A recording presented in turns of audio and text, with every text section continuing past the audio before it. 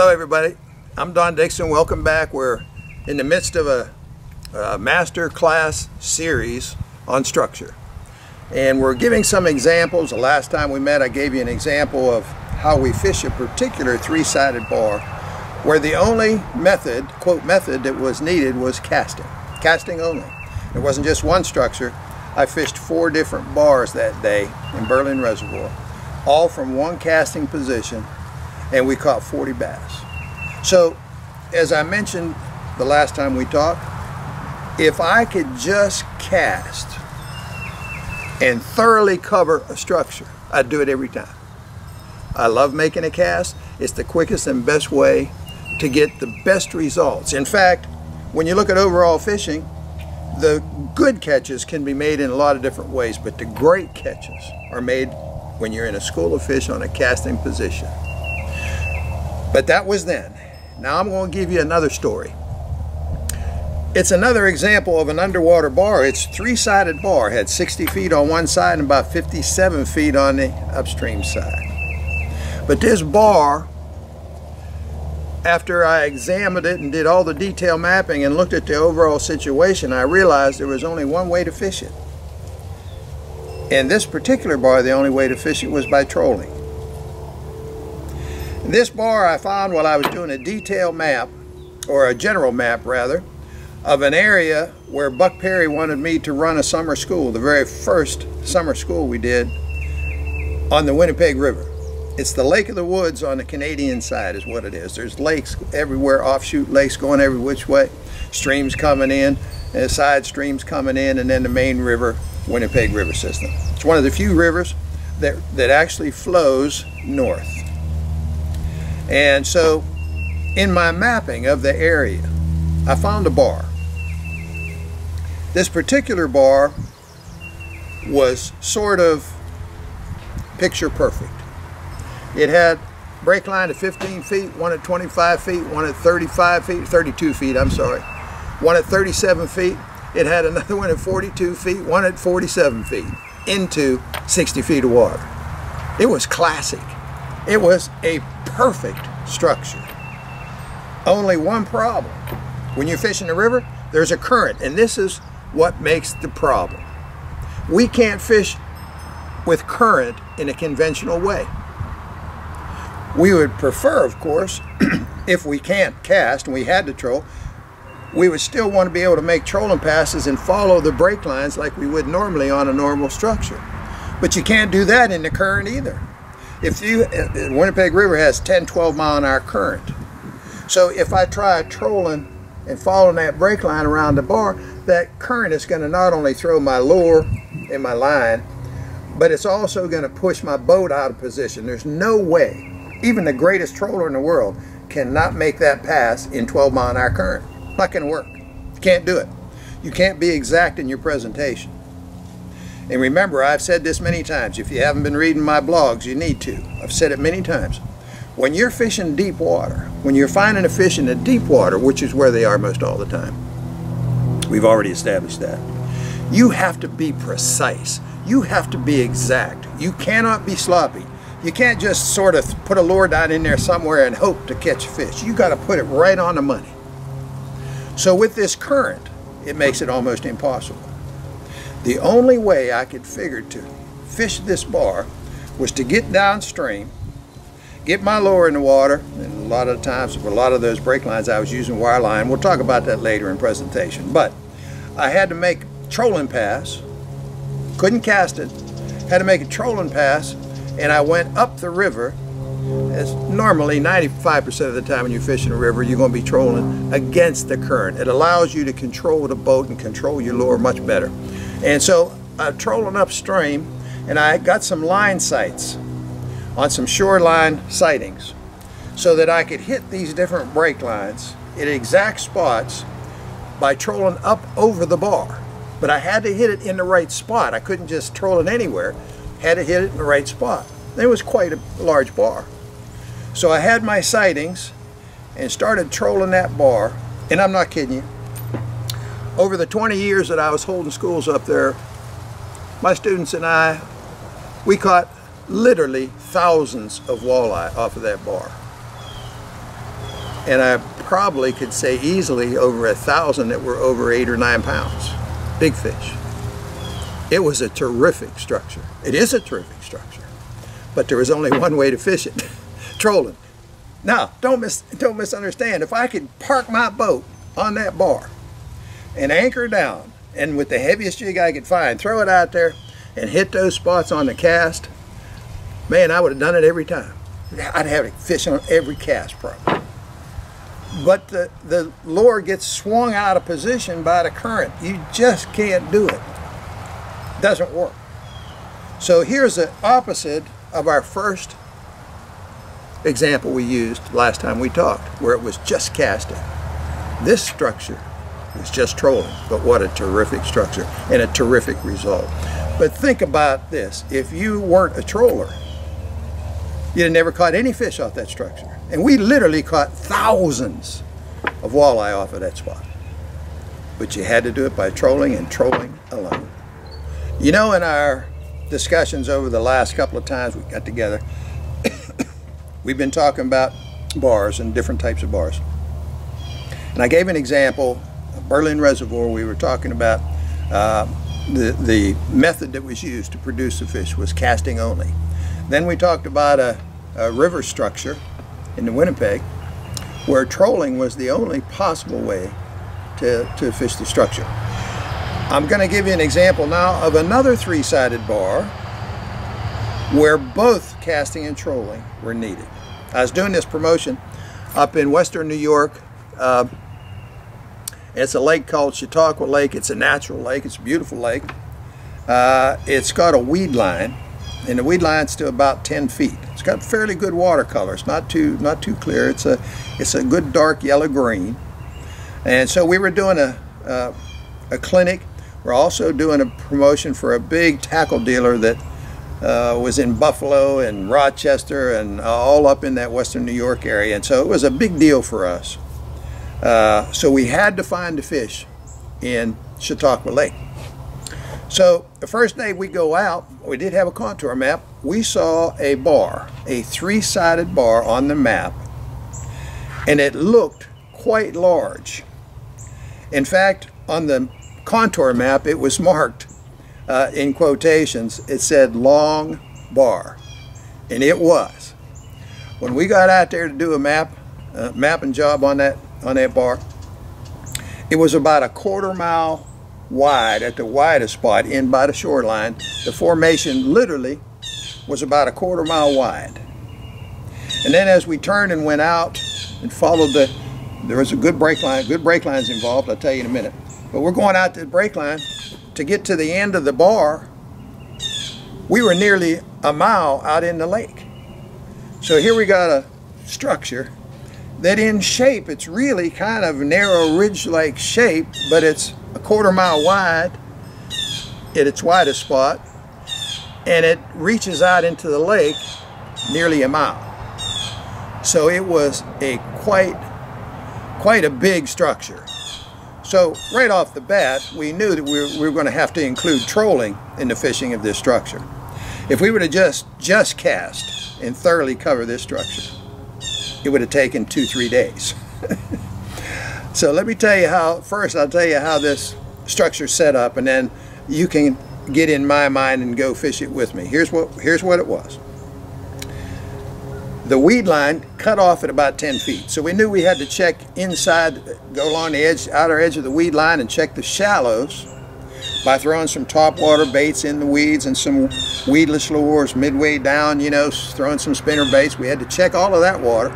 We had to check the base of the weed line, and that was about a 1/4 mile of structure.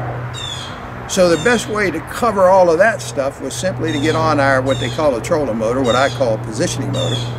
And we got on the outside edge of those weeds, and we were making our cast into the weeds with the top waters and the weedless baits and so on and so forth. We fished the entire section of the shallows, and we did not catch fish. So as we began to move deeper, we had to do our mapping job first, and we found out there had 3 distinctive break lines on this structure. One was occurring at about 15 feet, And the other one, the mid-secondary break line, was around 22 feet. It was 22, 24 feet, somewhere right in there. Can't remember exactly. And then the last break line, or drop-off, was occurring at 35 feet of water, and it dumped into this huge deep hole of 70-foot water, which ended up and turned out to be the deepest water in the lake. So now I have a structure that's a mile long that has 3 beautiful, distinctive break lines. And the way this bar shaped up, it was clear that the contact point was the end of the bar. Period. End of story. So it was an easy detail map job. There wasn't nothing to it. It was just so big. So now we had to go to trolling. So we had the 15-foot break line. So we ran that break line, trolled out to the end, did a flip around, trolled down the other side, because we had 70 feet of water all around this bar. So we had to cover both break lines all the way around the bar, the entire formation. We hadn't caught one fish yet. And I was like, this isn't right now, because this thing's way too pretty to not catch fish. So the next step, of course, was to go to the next feature, which was occurring at 22 feet. So we got on the troll and trolled that 22-foot break line all the way out to the end of the bar, all the way down the other side. No fish. No fish.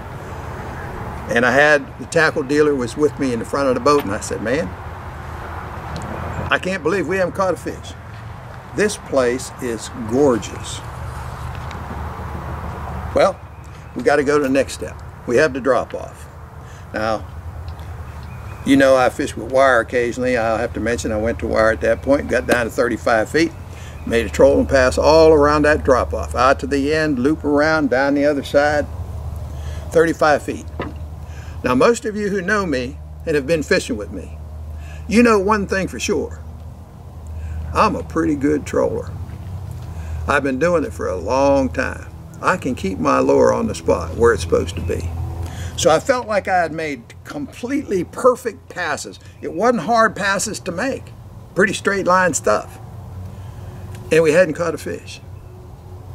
So I said to the guy, I said to my dealer, I said, listen, I'm apologizing to you, but we've thoroughly fished this place and we haven't caught a fish. Now, it's obvious that the fish aren't moving, or we would have caught fish. I said, but there is one thing, and I could tell he was getting a little bit discouraged. And so was I, because I needed this guy in my camp. So I said, but we can't quit yet. There's one more thing we have to do. I said, it's clear that the end of the bar is the contact point. We have to cast the contact point to be sure. And the reason we're going to cast that contact point is we want to check the slower speeds on the cast before we say, okay, there's no fish on this bar. Before I can say that, I've got to make one more step here, and that's to cast the contact point with a jump bait. He said, okay, I'm with you, let's go. And I could tell he was discouraged, because he was expecting that day he was going to catch a bunch of fish being out there with me.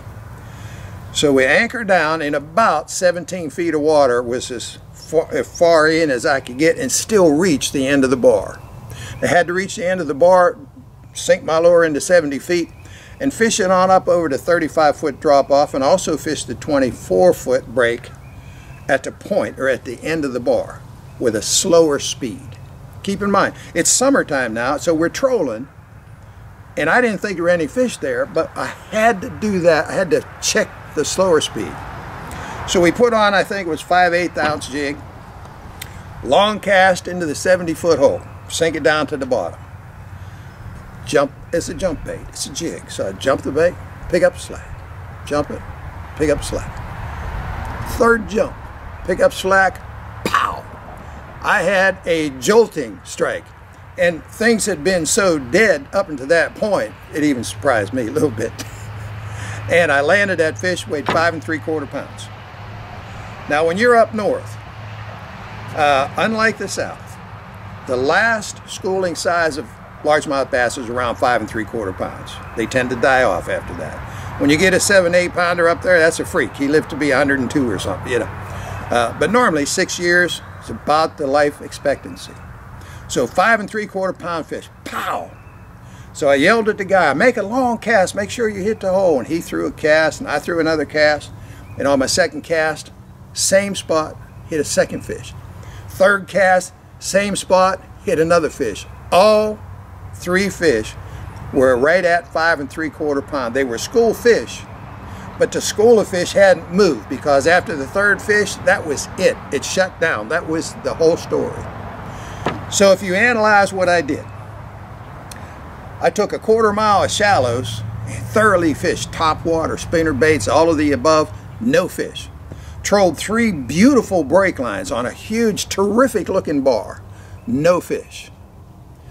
And even though I was really discouraged and surprised, I still had to do that last follow-up thing. I got to check all my depths and all my speeds.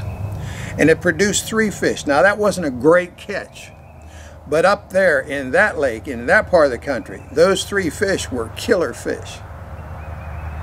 And that made my tackle guy, that made my dealer smile. He said, we're going to have to do this again another day, aren't we? I said, yeah. Next time we do it, we want to see a little cloud cover. We're going to watch the weather. I'm going to be here for 2 weeks.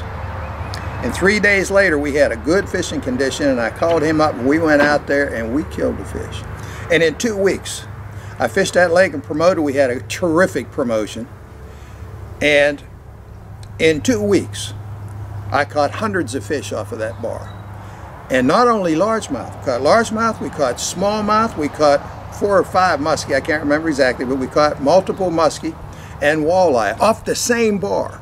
In many cases, they were in different sections of the bar, but that bar was terrific. But the first day, you wouldn't have thought there was a fish within 10 miles. But you must be thorough in your fishing, and most of the time, being thorough, checking your structures, whether it's bars or anything else we're going to talk about coming up. You have to be thorough in your fishing. That's checking all your depths of your features on structure and all your speeds before you can say, if you don't catch any fish, they're not here. You got to be, when I leave this place, I got to say they're not there, because if they were, I would have caught them. And I know I would have caught them because I'm thorough in my fishing. But if you analyze what happened there, I cast and trolled both. I cast the shallows, I trolled my deeper features, and I ended up casting and finding the fish on a slow speed control off the end of the bar. So trolling and casting was utilized, and for 2 weeks, many of the fish I caught were trolling, but also many were caught casting. So if you analyze our discussion up to this point, on the 3-sided bars, one set of circumstances, we cast only. Winnipeg River, we trolled only. Chautauqua Lake, casting and trolling both. So to finish this discussion on 3-sided bars, let me just say this. 9 times out of 10, when you're fishing a 3-sided bar, both trolling and casting should be used. 9 times out of 10. It's the unusual circumstances that makes it just one or just the other. So the next time we talk, we're going to be talking about 2-sided bars and 1-sided bars, giving you some examples and how to fish them. So be sure to like me on Facebook, and whatever you do, share this with your friends and have them, along with you, subscribe to our YouTube channel. And let's enter into and stay with this discussion on structure. And after we do structure, we're going to be doing lake types and weather and water and all kind of other really good things. So until the next time, thanks for joining me.